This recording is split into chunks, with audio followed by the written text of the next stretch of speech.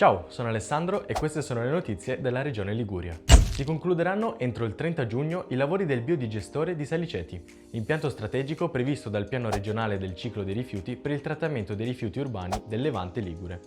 Terminata la parte strutturale e impiantistica, seguiranno le attività residuali e di collaudo. La messa in esercizio dell'impianto destinato alla produzione di compost e biometano è prevista entro dicembre. Via libera dal Ministero delle Infrastrutture e dei Trasporti all'utilizzo di 11,5 milioni di euro per ultimare le due strade di sponda del torrente Polcevera. Un'ottima notizia sia per la viabilità cittadina che per i mezzi pesanti che operano da e per il porto di Genova. I lavori verranno ultimati entro l'estate per la sponda sinistra ed entro l'autunno per la sponda destra.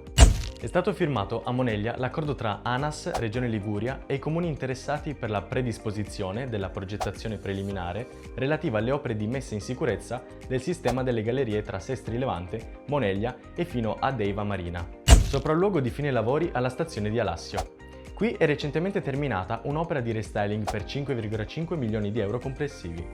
L'obiettivo è stato quello di rendere la stazione maggiormente accessibile, con spazi per i viaggiatori più accoglienti e fruibili. Secondo sold out per Orientamenti Summer, con circa 300 partecipanti alla seconda tappa presso l'Istituto Nautico San Giorgio di Genova.